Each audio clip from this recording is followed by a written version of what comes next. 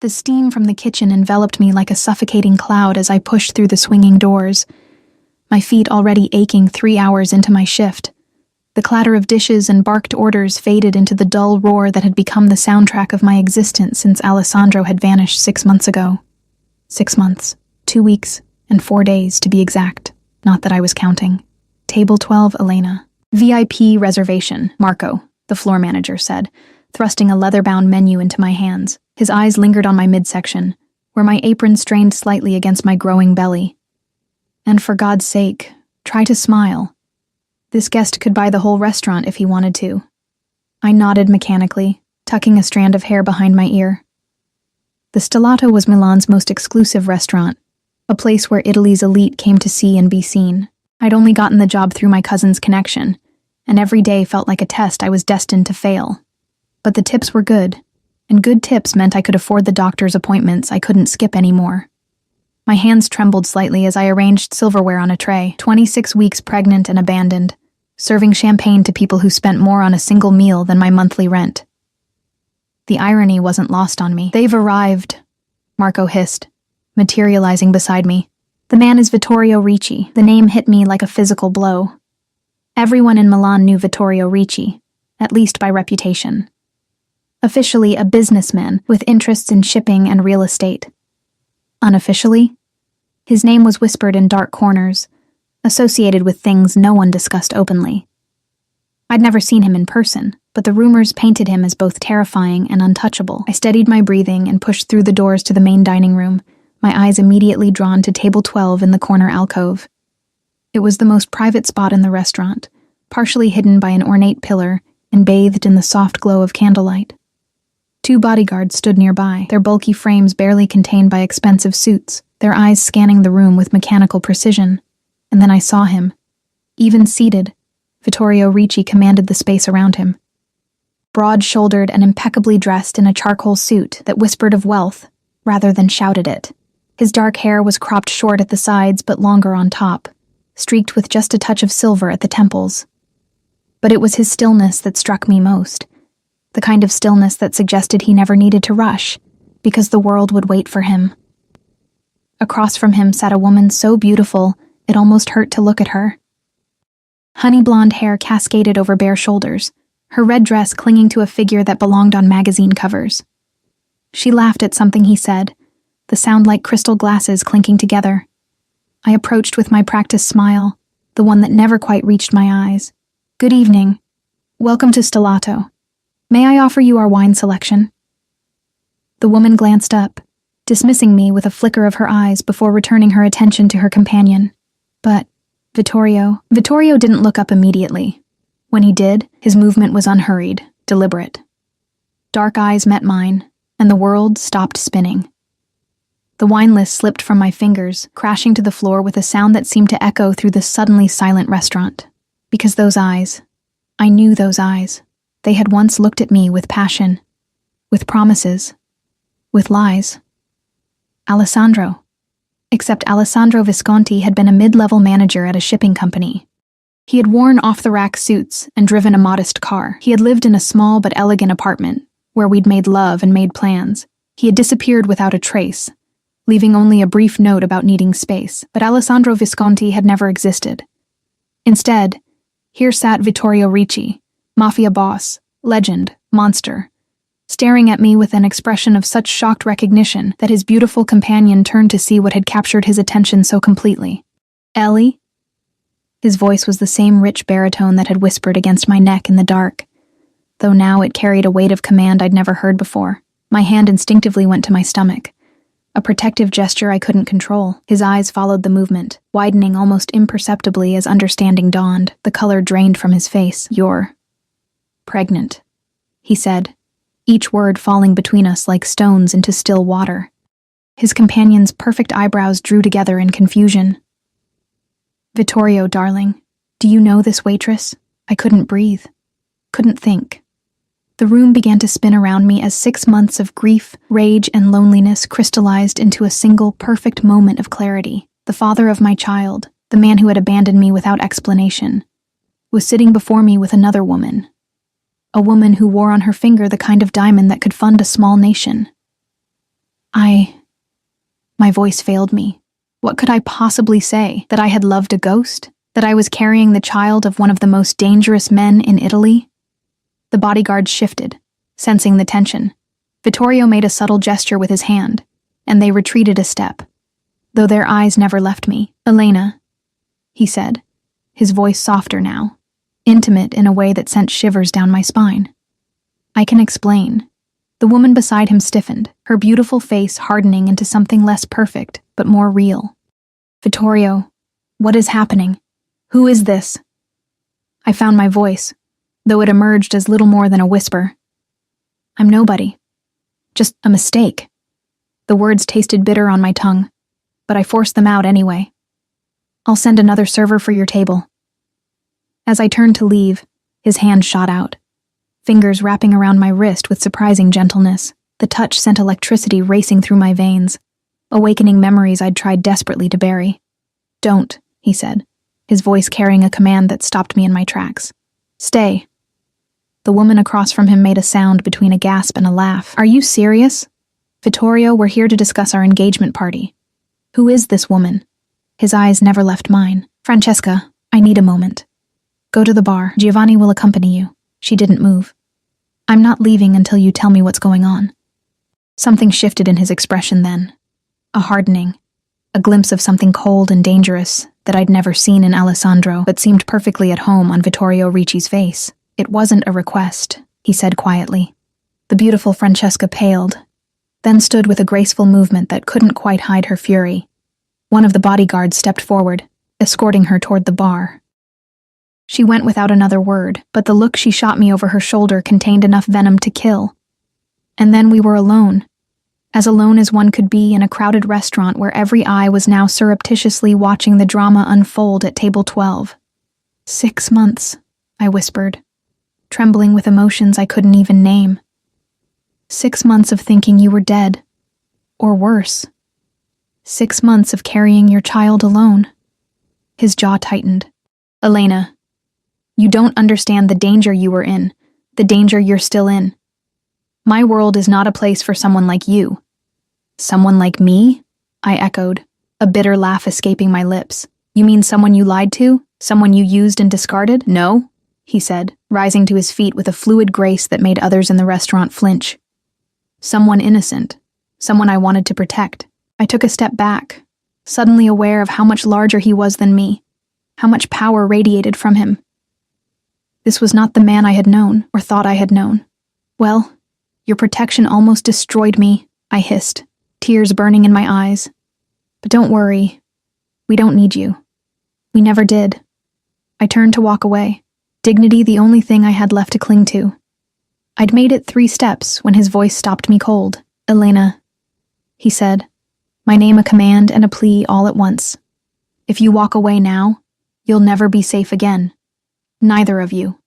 I froze, one hand still resting on my belly, feeling the gentle kick of the life growing inside me. When I turned back to him, his eyes were fixed on that spot, a look of such naked longing on his face that it took my breath away. "What do you mean?" I asked, fear creeping up my spine. "I have enemies," he said simply, as if that explained everything. "Enemies who would use anything, anyone I care about against me. That's why I left, to keep you safe. But now..." He gestured helplessly toward my stomach. "Now everything has changed." Behind him, I could see his fiancée at the bar, her beautiful face contorted with rage as she watched our interaction. Beyond her, the restaurant had fallen into an unnatural hush, dozens of Milan's elite watching with undisguised interest as my world collapsed for the second time in 6 months. "Come with me," Vittorio said, holding out his hand. "Let me explain everything. Let me make this right." I stared at his outstretched hand, remembering how those same fingers had once traced patterns on my skin, had wiped away my tears, had promised forever without saying a word. Now they belonged to a stranger, a dangerous man who lived in a world I couldn't even imagine. And yet, the child inside me was half his. Whatever happened next would shape not just my future, but our babies as well. With a shaking hand, I reached toward him, not quite touching but not pulling away either. And in that moment of terrible indecision, My past and future collided with the force of worlds ending and beginning all at once. If you're enjoying this story so far, don't forget to like and subscribe. The moment stretched between us, his hand extended in the space that separated our worlds. Behind him, I could see his fiancée whispering furiously to one of his men, her perfectly manicured nails digging into the bodyguard's sleeve. The restaurant had become a theater, and we were the main attraction. Not here, I finally whispered, drawing my hand back. Everyone is watching. Something flickered across Vittorio's face. Approval, perhaps. He nodded once, then reached into his jacket pocket and withdrew a sleek phone. A few taps, and he was speaking in a low voice that didn't carry beyond our small bubble of tension. The private dining room. Now. Within seconds, Marco appeared at my elbow, his face a mask of professional calm that couldn't quite hide his nervousness. Mr. Ricci has requested the Medici room, he said, his voice pitched low. Elena, please show him the way. I swallowed hard, acutely aware of the weight of my situation. What about his companion? Marco's eyes darted to the bar where Francesca was now making a show of examining her diamond ring in the light. Mr. Ricci has made arrangements. Please, just do as he asks. The implied message was clear. Vittorio Ricci's wishes were not to be questioned, not even by the woman carrying his child, especially not by her. This way, I said, my voice steadier than I felt. I didn't look back to see if he followed. The prickling awareness at the nape of my neck told me he was there, close enough to touch, but separated by 6 months of lies and a lifetime of secrets. We moved through the restaurant like a silent procession, me leading, Vittorio following, one of his men trailing at a discreet distance. I could feel the weight of stares, hear the hushed whispers. By morning, all of Milan's elite would be discussing the pregnant waitress who had brought Vittorio Ricci's carefully constructed world to a standstill. The Medici room was tucked away at the back of the restaurant, a sumptuous private dining space reserved for the most exclusive guests. Rich burgundy walls, a table of polished walnut that gleamed in the golden light of the chandelier, and windows that overlooked the twinkling cityscape of Milan. I'd never been allowed to serve here. This room belonged to Marco and the senior staff. I stepped inside, my fingers nervously smoothing the fabric of my uniform over my belly. Behind me, I heard Vittorio murmur something to his guard, who took up position outside the closed door. Then we were alone. Sit down, Elena, he said, his voice gentle but brooking no argument. You shouldn't be on your feet so much in your condition. My condition? I laughed, the sound brittle even to my own ears. You mean the pregnancy you knew nothing about until 5 minutes ago? He moved to the table, pulling out a chair not for himself, but for me. The gesture was so reminiscent of Alessandro, always the gentleman, always attentive to my comfort, that for a moment, I almost forgot who he really was. Almost. Please, he said, and something in his voice made me obey, sinking into the chair while he took the one across from me. Up close, I could see the changes 6 months had wrought, new lines at the corners of his eyes, a certain hardness to his jawline that I didn't remember. Alessandro had smiled often, laughed easily. Vittorio Ricci looked like a man who had forgotten how. You lied about everything, I said, unable to keep the accusation from my voice. Your name, your job, your entire life. Was any of it real? His dark eyes met mine without flinching. My feelings for you were real. Everything else. He made a dismissive gesture with his hand. Alessandro Visconti was a necessary fiction, a way for me to escape, just for a little while. Escape what? Your fiancé? Your business? His mouth curved in a smile that didn't reach his eyes. You know what I am, Elena, what I do. I looked away, unable to hold his gaze. Of course I knew. Everyone in Milan knew about the Ricci family, their control over the port, the whispered connections to activities that never made the official ledgers. I'd just never connected those rumors to the man who had held me through the night, who had made me tea when I caught the flu, who had talked about traveling the world together someday. Why me?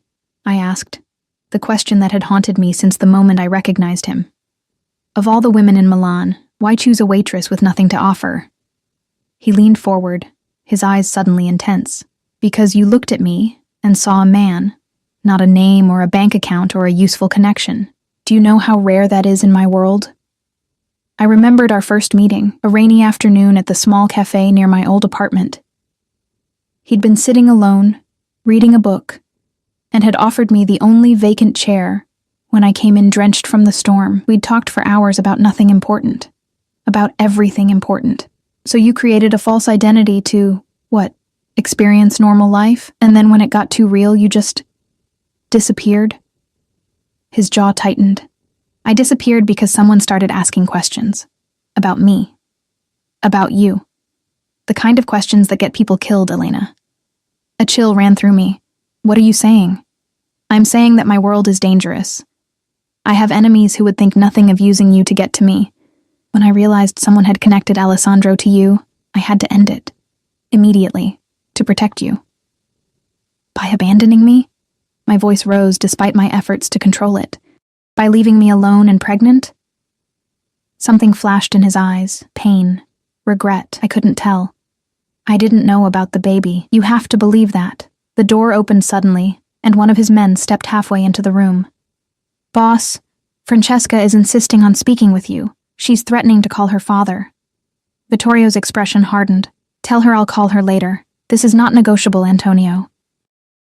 The man nodded and withdrew, but not before casting a curious glance in my direction. I shifted uncomfortably in my seat, suddenly aware of how I must look. My waitress uniform stretched over my swollen belly, my hair coming loose from its practical bun, my eyes red-rimmed from fighting back tears. Your fiancé seems upset, I said, unable to keep the bitter edge from my voice. Francesca is not my concern right now, he replied, dismissing the beautiful woman with a wave of his hand. You are. You and... His eyes dropped to my stomach. A boy, I said softly, watching his reaction. I'm having a son. The change that came over his face was subtle, but profound, a softening around the eyes, a parting of lips, a stillness that seemed to radiate from somewhere deep inside him. A son, he repeated, the words almost reverent. He's active, I continued, pressing my hand against the spot where tiny feet were kicking, especially at night. The doctor says he's healthy, developing normally. Vittorio extended his hand halfway across the table, then stopped, uncertain. It was the first time I'd seen him hesitate about anything. May I? The request surprised me. I hesitated, then nodded, watching as he rose and came around the table to kneel beside my chair. Slowly, with a gentleness that seemed at odds with everything I now knew about him, he placed his palm against the curve of my belly. The baby chose that moment to deliver a particularly strong kick, and Vittorio's eyes widened in wonder. For an instant, I saw Alessandro again, the man I had fallen in love with, the man I had believed would be by my side forever. I felt him, he whispered, and there was awe in his voice. Something inside me cracked at the sight of this powerful, dangerous man kneeling beside me, his hand cradling the life we had created together. Despite everything, the lies, the abandonment, the pain, I couldn't deny the connection that still pulsed between us, complicated now by the innocent life growing beneath his palm. His name is Matteo, I said, my voice catching. After my father. Vittorio looked up, his eyes meeting mine. A strong name. His hand remained on my belly, as if he couldn't bear to break the connection now that he'd found it. Elena, I need you to understand something. I left to protect you, but I never stopped. He paused, seeming to search for the right words. I never stopped thinking about you, missing you. Before I could respond, the door burst open, and Francesca stood framed in the doorway, her beauty twisted by fury. Behind her, Antonio looked apologetic, a cut on his cheek suggesting Vittorio's fiancé had not taken her banishment well. So this is what couldn't wait, she spat, her eyes taking in the scene before her. Vittorio kneeling at my side, his hand still resting on my pregnant belly. You abandon our engagement dinner for your pregnant whore? Vittorio rose to his full height in one fluid motion, his demeanor changing so completely it was as if a switch had been flipped. Gone was the gentle man who had gazed in wonder at my belly. In his place stood someone cold and dangerous, radiating a quiet menace that made the air in the room feel suddenly thin. You will never speak of her that way again, he said, his voice soft, but carrying an undercurrent of steel that made even Francesca take a step back. Never. She recovered quickly, her perfect features arranging themselves into a sneer. Don't be absurd, Vittorio. You can't possibly believe this. This waitress and her bastard have any place in your life. What would your father say?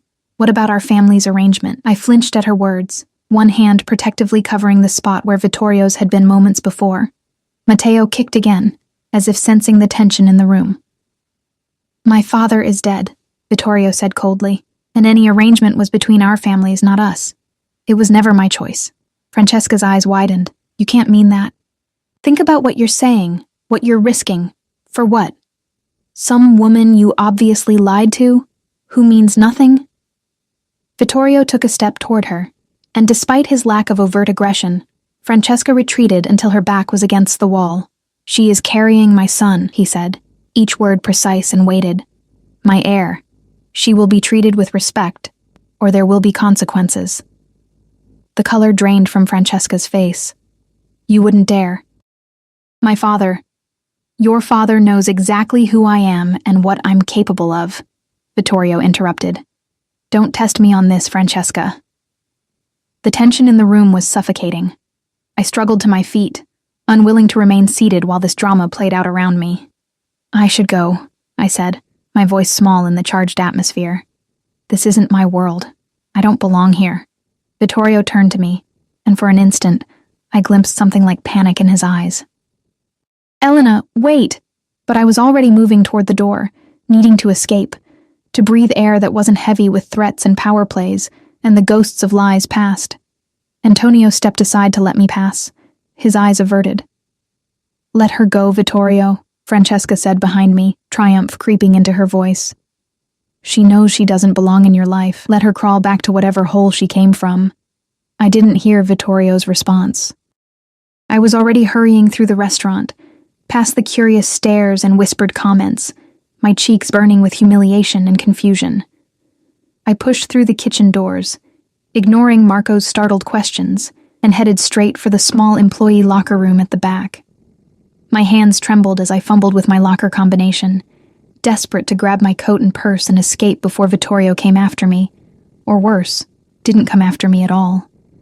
I had just wrapped my coat around my shoulders when the locker room door opened behind me. I turned, expecting Marco with questions I couldn't answer, or perhaps one of Vittorio's men sent to escort me somewhere. Instead, I found myself face to face with Francesca, her perfect beauty now marred by the cold fury in her eyes as she closed the door behind her with a soft final click. What do you want? I asked, instinctively placing my hand over my belly as Francesca's gaze flickered to it with undisguised contempt. She smiled, a perfect arrangement of white teeth that never reached her cold eyes. I want to offer you a deal, woman to woman.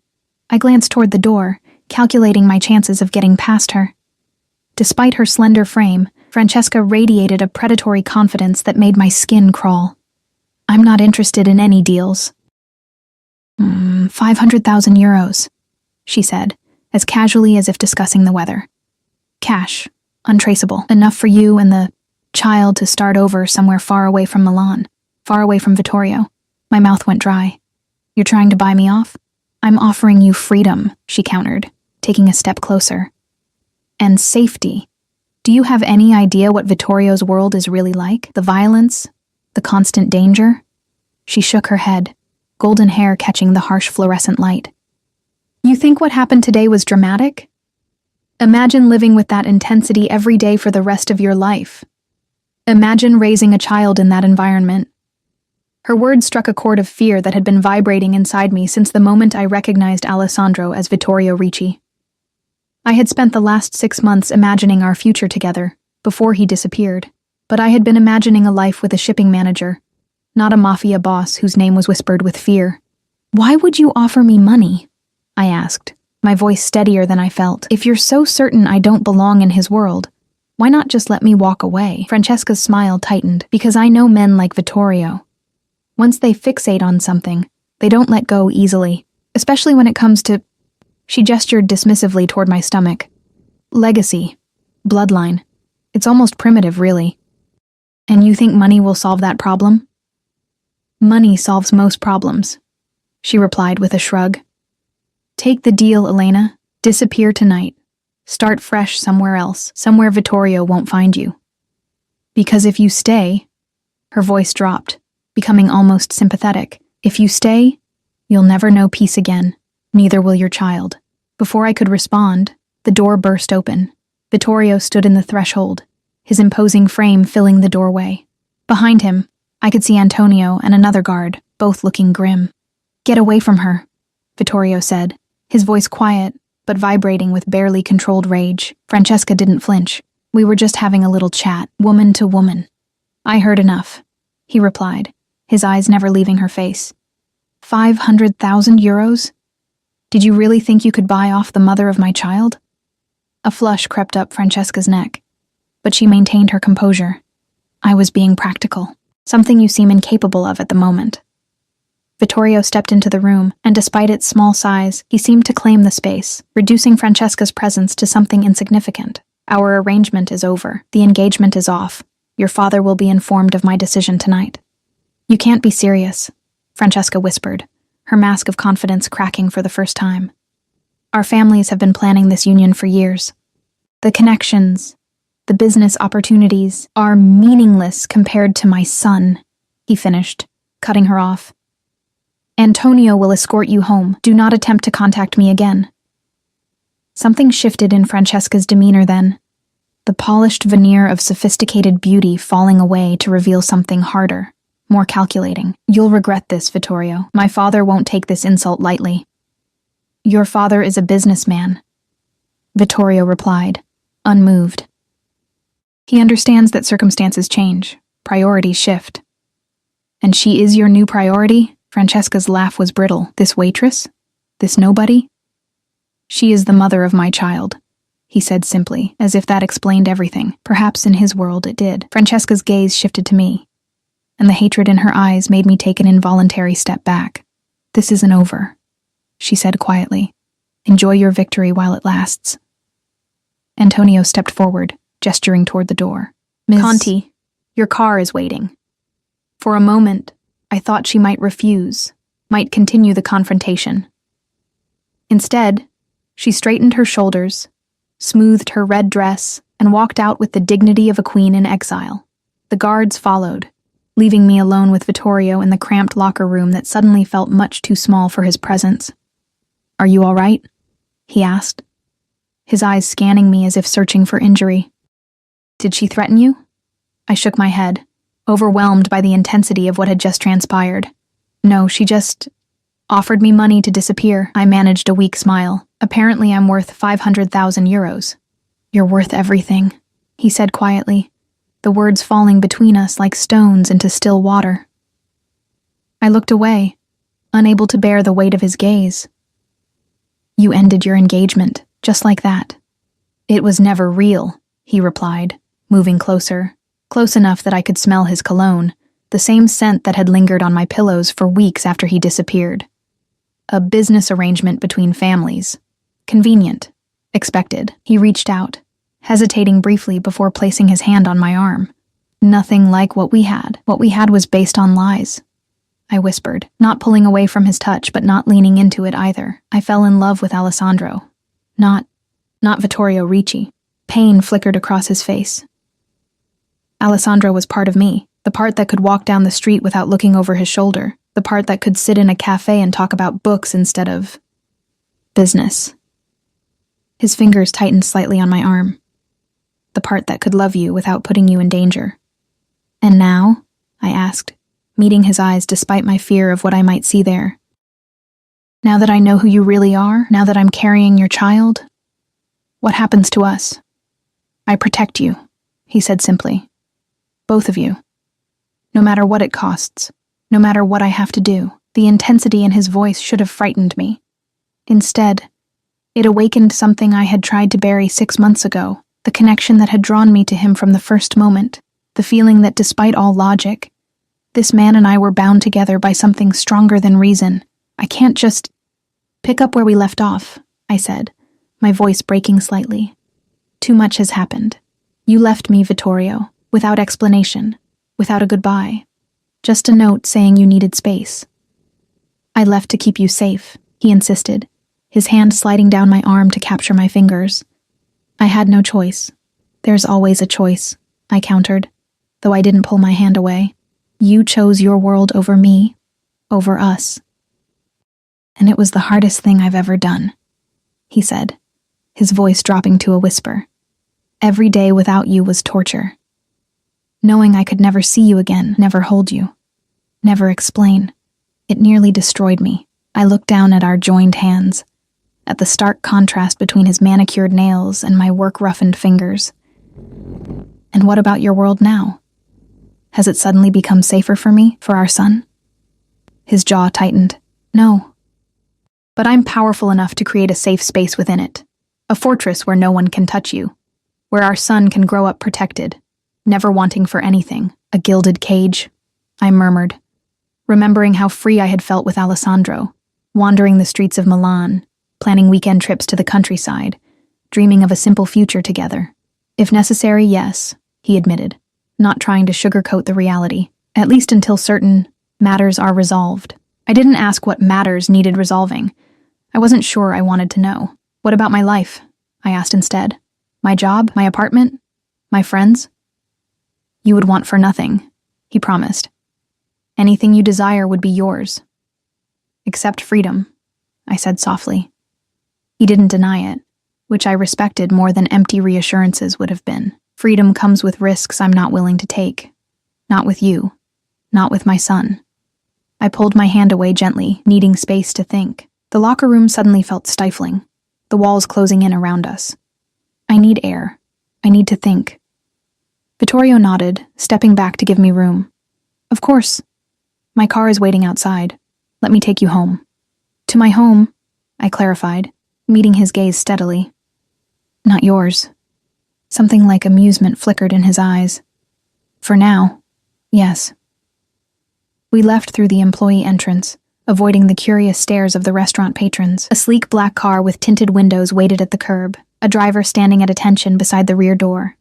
He opened it silently as we approached, his eyes flickering briefly to my belly, before returning to some middle distance with professional detachment. Marco will be informed that you're taking a leave of absence, Vittorio said, as he guided me into the plush interior of the car. With full pay, of course, I sank into the butter-soft leather seats, suddenly aware of how exhausted I was. I need that job. I have bills, rent. Those concerns are in the past, he replied, sliding in beside me. The door closed with a soft thud, sealing us in a cocoon of luxury and silence. You'll never worry about money again. That's not the point, I said, frustration creeping into my voice. I can't just become someone else overnight. I can't step into your world and pretend I belong there.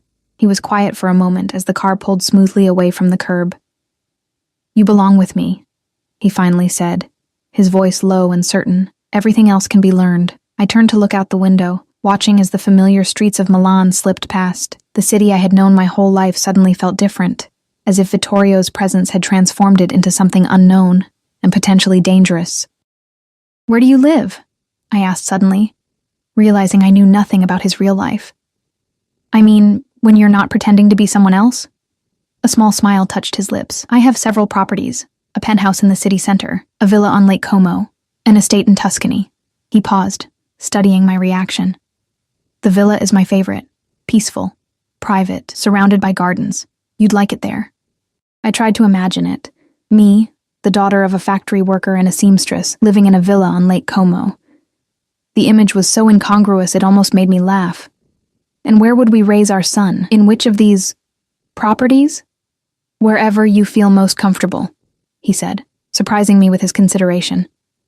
Though the villa would be safest, isolated, easy to secure. Easy to secure, I repeated, the reality of what that meant sinking in. Guards, security systems, restricted access. Yes, he admitted without apology. My son will have the best protection money can buy, as will you. And what about the rest of your life? I asked, turning to face him fully. Your business. The things people whisper about the Ricci family. Would our son be part of that too? Vittorio's expression hardened. My business and my family are separate concerns. Are they? Can they be? I pressed, needing to understand what kind of future he was offering. Your fiancé, ex-fiancé, mentioned your father, that this was about legacy, bloodline. Doesn't that mean you expect our son to follow in your footsteps someday? He was silent for so long I thought he might not answer. When he did, his voice was measured, careful. My father forced me into this life. I had no choice, no alternatives. My son will always have choices. Always. There was pain in his words, old wounds that had never properly healed. I found myself wanting to reach for his hand, to offer comfort, but I resisted the impulse. There was still too much unresolved between us. "We're here," he said, as the car slowed to a stop outside my modest apartment building. I waited for him to make a comment about the neighborhood, the peeling paint on the facade, the narrow entrance where homeless people sometimes slept. He said nothing, merely studying the building as if committing every detail to memory. "Will you come up?" I asked, the question surprising me as much as it seemed to surprise him. His eyes met mine, searching. "Are you sure?" I wasn't sure of anything anymore. My world had been turned upside down in the space of a few hours. The father of my child had returned from the dead as someone I barely recognized. My future, which had seemed so painfully predictable this morning, was now a blank canvas filled with both promise and danger. But one thing I did know, I needed answers. Real answers, not the carefully edited versions he might give in the back of a luxury car, or the charged atmosphere of a restaurant. "Yes," I said simply. "We need to talk. Really talk, about everything." He nodded, a tension I hadn't even noticed leaving his shoulders. "Everything," he agreed, and there was a promise in his voice that made my heart beat faster despite all my reservations. As the driver opened the door and Vittorio extended his hand to help me out, I felt Matteo kick hard against my ribs, as if reminding me that whatever happened next would affect not just me, but him too. My son. Our son. I took Vittorio's hand, allowing him to support me as I stepped from the car into the cool Milan night, wondering if I was making the biggest mistake of my life, or taking the first step towards something I couldn't yet imagine. Either way, there would be no going back after tonight. My apartment looked smaller somehow with Vittorio in it. His tall frame and commanding presence seemed to fill the modest space, making the worn furniture and budget decor I'd once found charming seem shabby by comparison. He didn't comment, though his eyes took in everything. The small kitchen with its outdated appliances, the living room with my secondhand sofa, the narrow hallway leading to the bedroom. "It's not much," I said defensively, setting my purse on the counter. "But it's home." "It's yours," he replied simply. "That makes it valuable." The response disarmed me. I busied myself with mundane tasks, hanging up my coat, filling the kettle for tea, anything to give my trembling hands something to do. "Sit down," I offered, gesturing to the sofa. "I'll make us some tea." He moved to the living room but didn't sit. Instead, he walked to the small bookshelf where I kept my most treasured possessions. Dog-eared paperbacks, a few family photos, the ceramic bird my mother had given me before she died. His fingers trailed over the spines of the books, pausing at a worn copy of Pride and Prejudice. "You were reading this when we met," he said quietly, "at the cafe." The memory hit me with unexpected force. Rain streaming down the windows, the comforting smell of coffee, the stranger with kind eyes offering me the last empty chair. "You remembered." "I remember everything about that day," he said, turning to face me. "The blue scarf you were wearing, the way you laughed when I said I'd never read Jane Austen, how you insisted I was missing out on one of life's great pleasures." The kettle whistled, startling me. I turned away to prepare the tea, needing a moment to compose myself.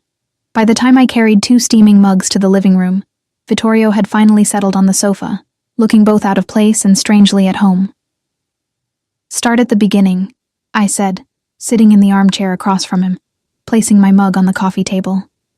"Who are you, really? The whole truth." He cradled his tea between his hands, looking down into the amber liquid as if it might contain the right words. "My name is Vittorio Alessandro Ricci. I'm the head of the Ricci family since my father's death 3 years ago.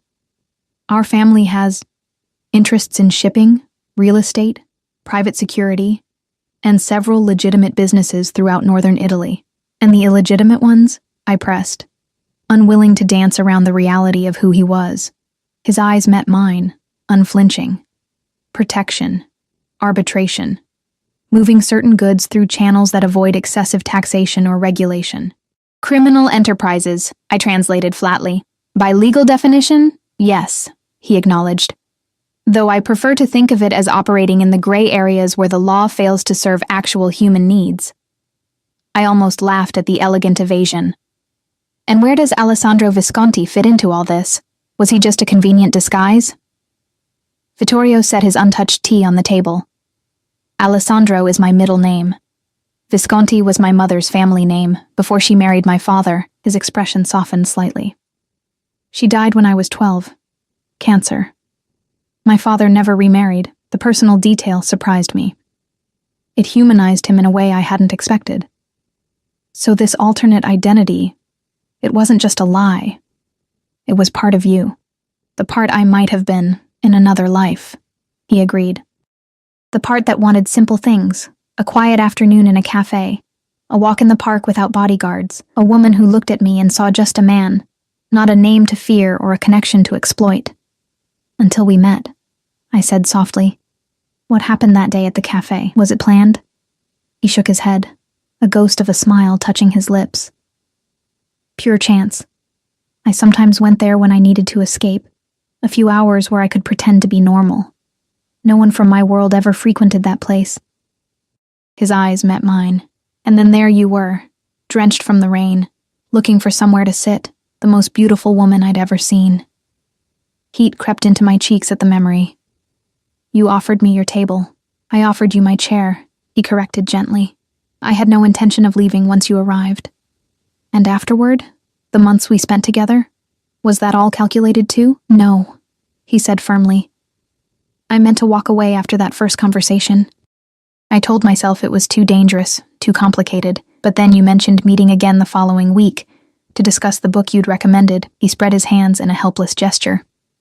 I couldn't say no, and after that, I couldn't stay away. Until you could, I said, unable to keep the bitterness from my voice, until you left without even saying goodbye. His expression darkened. I had no choice, Elena. One of my associates saw us together in the city. Started asking questions about you. The moment anyone connected to my world became aware of your existence, you became a target. A target for what? For anyone who wants to hurt me, he said simply. In my world, caring for someone is a weakness others will exploit without hesitation. I've seen it happen. Wives kidnapped for ransom, children threatened to force cooperation. Lovers killed as warnings. His voice had taken on a hard edge I'd never heard from Alessandro. I couldn't let that happen to you. I rested my hand on my belly, feeling Matteo's gentle movements. And now? What's changed? I'm still the same person, still just as vulnerable, more so, with the baby. What's changed is that I now have the resources to protect you properly, he said, leaning forward. 6 months ago, I was in the middle of a restructuring within the organization. Consolidating power after my father's allies challenged my leadership. I couldn't guarantee your safety then. His eyes held mine. I can now. The implication of what he'd done during those 6 months hung in the air between us. Unspoken, but undeniable. I didn't ask for details. Some truths were better left in the shadows. And our son? I asked instead. What kind of life would he have? A protected one. Vittorio answered immediately. The best education. Every advantage. A father who would move heaven and earth to keep him safe. And if he doesn't want your world, if he wants something normal. Something flickered across Vittorio's face. Pain, perhaps, or longing. Then he'll have that choice. I swear it, Elena. Our son will never be forced into anything. I wanted to believe him, despite everything. The lies, the danger, the complex reality of who he was. I wanted to believe that the man I had fallen in love with still existed somewhere beneath Vittorio Ricci's polished exterior. I need time, I said finally. This is a lot to process. He nodded, though I could see the tension in his shoulders. Of course. But there's something you should know before you make any decisions. He hesitated, then continued. Francesca's family, the Conti family, they won't take the broken engagement lightly. They're powerful, with connections throughout Milan, and they know about you now. A chill ran through me. Are you saying they might hurt me? To get back at you? I'm saying you're no longer anonymous, he replied carefully, and that creates risks I can't ignore. Even if you decide you want nothing to do with me, I need to ensure your safety. So I have no choice, I said, a hollow feeling spreading through my chest. Either I accept your protection and everything that comes with it, or I arrange for you to disappear, he finished. A new identity, a new city. Enough money to support you and our son in comfort for the rest of your lives. His face was impassive, but I could see the cost of offering this alternative in the tightness around his eyes. You would never see me again, neither would he. The thought of raising Matteo without his father, of never seeing Vittorio again, created an unexpected ache in my heart. Despite everything, despite the danger and complications, some part of me still yearned for the connection we had shared. Would you really let us go? I asked, searching his face.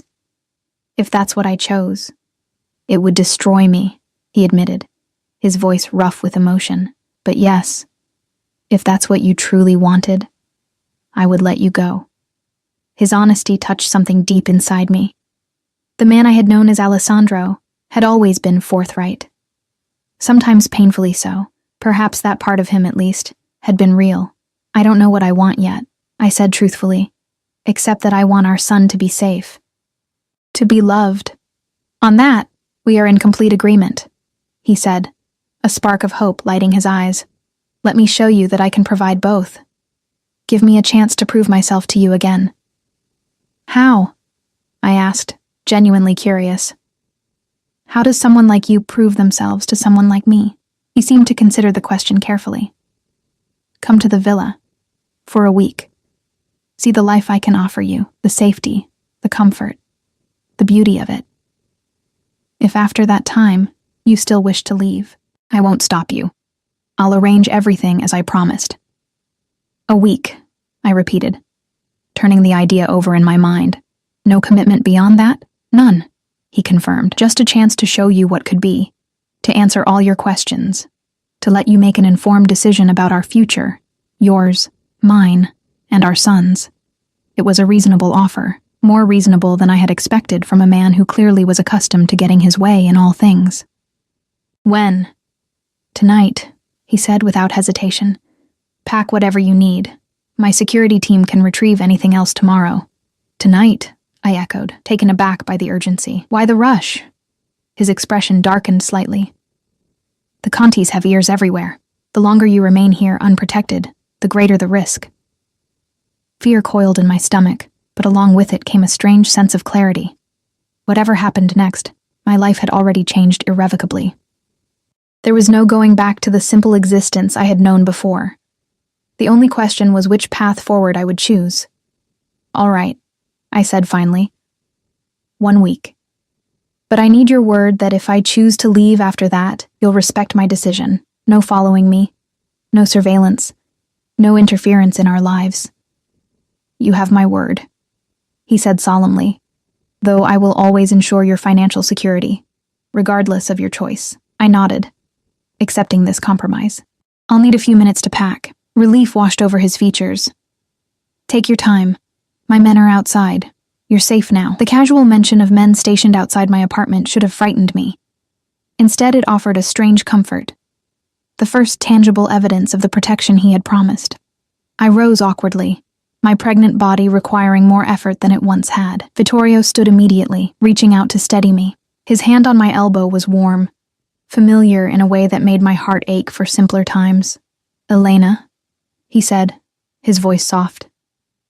I know I have no right to ask this, but do you think you could ever forgive me for the lies, for leaving you? I looked up at him, at the face I had loved as Alessandro, and now had to learn to understand as Vittorio.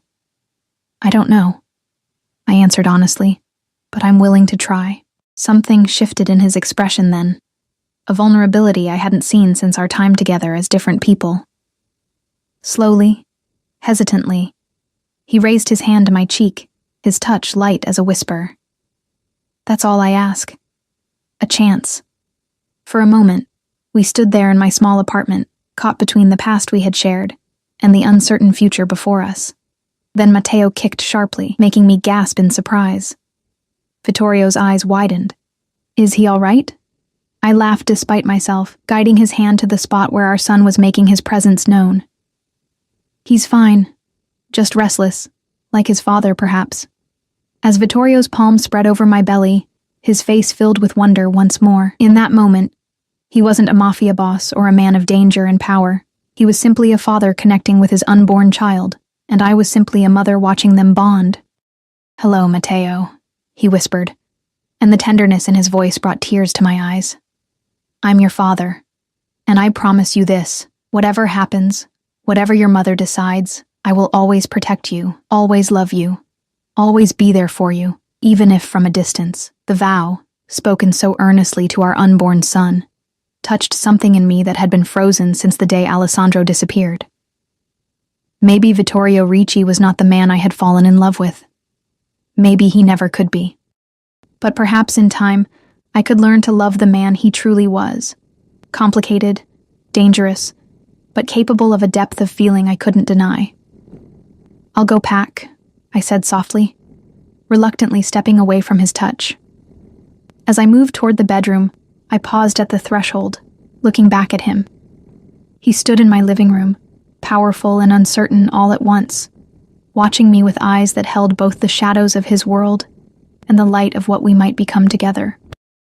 "Vittorio," I said, testing the name on my tongue. "I don't know what the future holds for us. I don't know if I can live in your world, with its dangers and its darkness. But I do know this. Our son deserves to know his father. And I deserve the chance to decide what I can and cannot accept." He nodded, understanding the olive branch I was extending. "One day at a time, then? One day at a time," I agreed. As I turned to pack for a future I couldn't yet imagine, I felt Matteo move again, a gentle reminder that whatever choice I made wouldn't be just for me. Perhaps that was the greatest lie Alessandro had told, that I could be protected through abandonment. Some bonds couldn't be severed, some connections couldn't be denied, no matter how dangerous the consequences might be. Whether I ultimately chose to stay or leave, whether I could learn to love Vittorio as I had loved Alessandro, one truth remained undeniable. Our lives were irrevocably intertwined. For better or worse, our story was far from over. It was, in many ways, just beginning. And as I packed my belongings, listening to Vittorio speaking quietly on his phone in the other room, arranging our departure to a world I had never known existed, I felt something unexpected unfurl within me. Not fear, not resignation, but a cautious hope. Hope that beneath the lies and the danger and the complications, we might find our way to something real, something lasting, something worth the risk. After all, the greatest loves are often those that challenge us most deeply. And ours, it seemed, was just beginning its most challenging chapter. Thank you all so much for following this story to its conclusion. I truly appreciate you joining me on Elena and Vittorio's journey. If you enjoyed this thrilling romance, please don't forget to like, subscribe, and share with friends who might enjoy it too. Your support means everything and allows me to keep creating stories like this one. Until next time.